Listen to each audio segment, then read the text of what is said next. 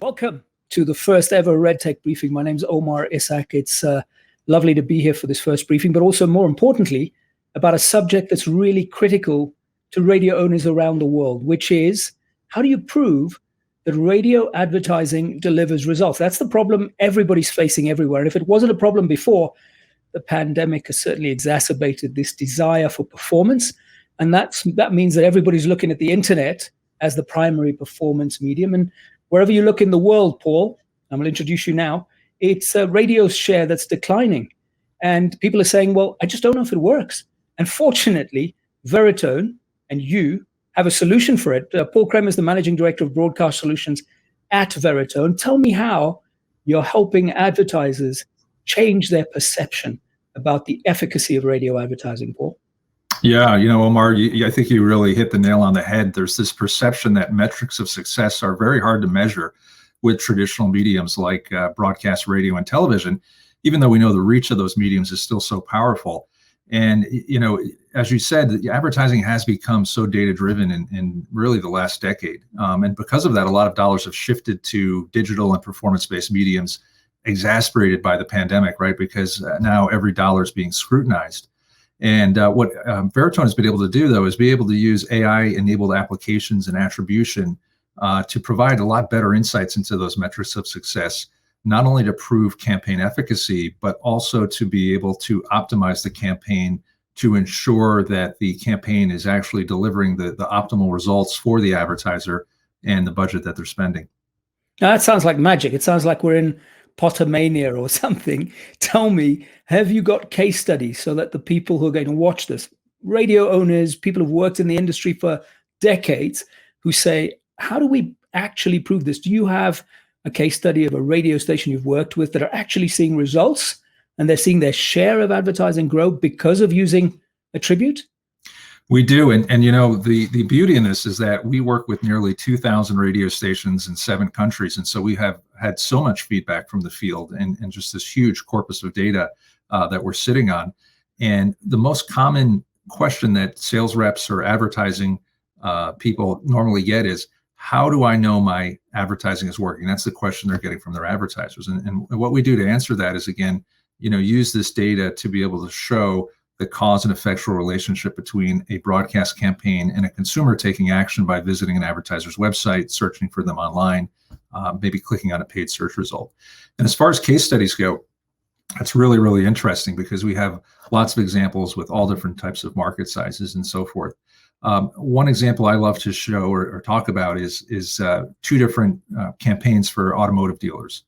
And what we saw in one campaign is a car dealership had a 47% increase in their website traffic when they were on the air with a particular radio station. So we said, okay, let's find out what's happening. Let's take a look at the data.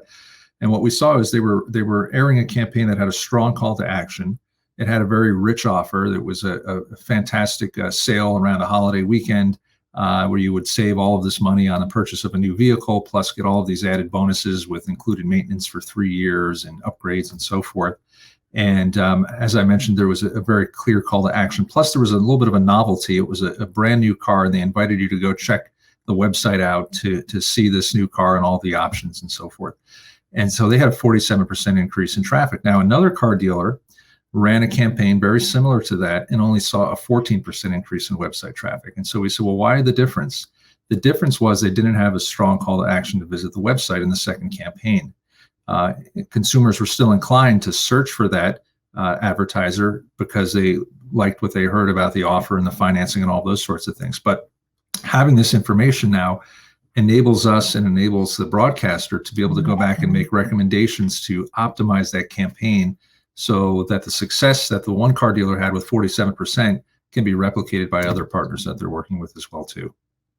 Now that's really fascinating what you've just said.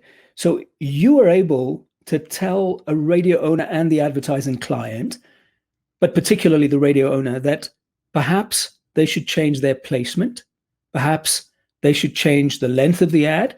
But what you also said, which is quite remarkable, is perhaps add this to your content. So you said, much more pronounced call to action, for example. and better direction to the website. I mean, tell me how that works. Is that manually done? Is that automated in some way? How do you guys figure out whether a 15 or a 30 or a 45 second or 60 and where it's placed, morning, afternoon drive, etc.? How do you do all of that? Yeah, well, we've all heard this saying, right, that nobody wants to fly blind. We need instrumentation. And this is bringing instrumentation to an on-air flight, a radio campaign. And what we look at is we look at a few things. So we look at when did the commercials air, and we correlate that to the advertiser's website analytics within an aperture of time. So we can say, within 8 minutes, 10 minutes, 12 minutes, did we see a spike in traffic? Do we see a spike in searches? Do we see a spike in new visitors from hearing that ad? And then we can look at that over time for every time the spot aired, or we can also look at it in terms of an entire period, maybe the weeks they were on the air versus the weeks weren't on the air. And so that starts to build a story for us, because not only are we showing the aggregate increase in traffic and engagement we've delivered, but we can look at things, to your point. We can A/B copy or A/B test two pieces of copy. So if they're running two different ads on the air, we could say, did response spike for one ad more than the other, because maybe there's something in that ad that's resonating more with the consumer, so we're going to use that more often. Or were there certain day parts, were there certain spot lengths, were there certain stations that performed better? And so this starts to give us the insights that are, again, akin to a digital campaign, where I get all kinds of insights on the number of impressions I'm generating from my ads, but brings it into a radio paradigm where I can use that.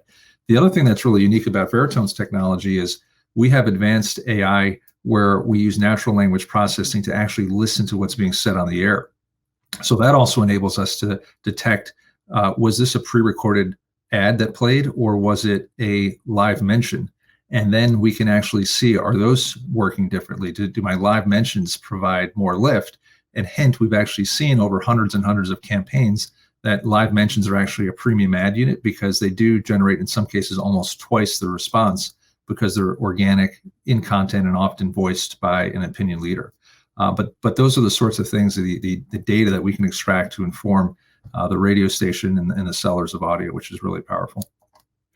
And are you finding, based on the sort of stations you're working with right now, are there differences geographically? So in other words, are there responses that are perhaps in a very congested market like the US, where you have clients? Are the responses for advertisers and the advertisements different from, say, in another market maybe that's not as competitive, because you have got obviously clients in multiple geographies around the world?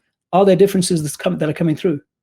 There really isn't, which is astonishing, because you would expect maybe there are regional differences, but it seems that every broadcaster is starting or trying to solve for the same challenges, regardless of where they're located. We work with broadcasters in Australia, in South Africa, in Peru, in Canada, in Europe, and they're all trying to solve for the same thing, which again is not only to prove the efficacy, but to optimize the campaign.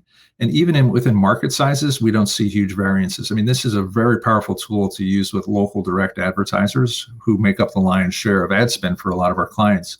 One example I'll share is in Sherman, Texas, which is a small town in rural Texas, I think population of 42,000.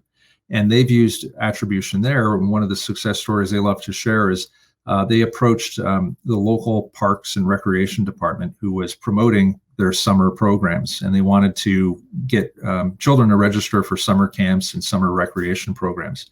Never had advertised on the radio, always used to buy an ad in the news and maybe online. And the radio station was able to demonstrate all of the new traffic they sent to learn about these programs online from the radio campaign. And now they are a regular annual advertiser. And we hear success stories like that all the time.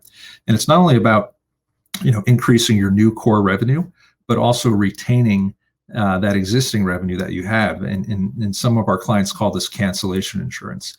One other example comes to mind: a small market in southwestern Florida. Car dealer was on the air for many, many years on this particular radio station. And within that cluster, they flipped the format of another station, switched it from, I don't know if it was top 40 to rock or whatever it might be. And so the car dealer called up and said, I've been on this one radio station for 20 years. Everybody knows who I am. I'm going to shift all my spend to the new radio station you guys just put on the air.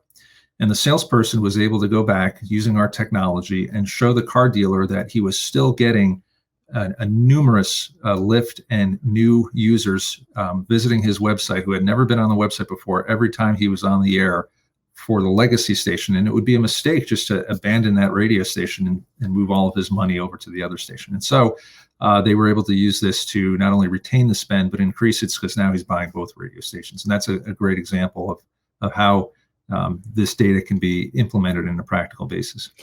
And of course, he's happy to do that because he can see the results. They're measurable. Now, when you work with radio stations, how much do they need to know about your technology in order to effectively communicate to their advertising client base? Do they need one of you from Veritone to work with them constantly, weekly meetings, monthly meetings, or is it sort of plug and play? What is the complexity here? Yeah, it's not very complex at all. I mean, it really, you don't have to be an expert in website analytics or anything like that. It's a very simple comparison. We're just looking at new users and repeat traffic to the website based on hearing an ad on the radio. And so the platform is really meant to be self-serve, completely automated. It's super easy to connect an advertiser's Google Analytics. They just provide read-only access. It's all done electronically, very easy. And then the dashboard is meant to be very easy, so you could see your key performance indicators on put in my dates and what's happening. Is my traffic going up? Am I seeing new users? And so our team is there obviously to help, but most of our end users find this extremely easy as a toolkit to communicate and visualize for themselves and their clients. That's brilliant. Paul, to round up, is there a case of a radio market where you would recommend as Veritone that they're not ready to use attribute because of X or Y circumstance? What would that be? Yeah, I really would say that there's really no market we've come across where you can't use this effectively to provide additional data to inform your advertisers and to ensure the success of the campaign. We have tools in there that even if it's a national advertiser and you're just trying to show the lift in your particular market, you can create a geofence to be able to show just the incremental traffic you're driving for that national brand within your broadcast area. So it's really works with all market sizes, all different types of advertisers, which is great. That's brilliant to hear. Thank you very much for your time this morning. Paul Cramer, Managing Director of Broadcast Solutions at Veritone. That was really helpful and I hope informative for all of our subscribers. Thanks for having me, Omar.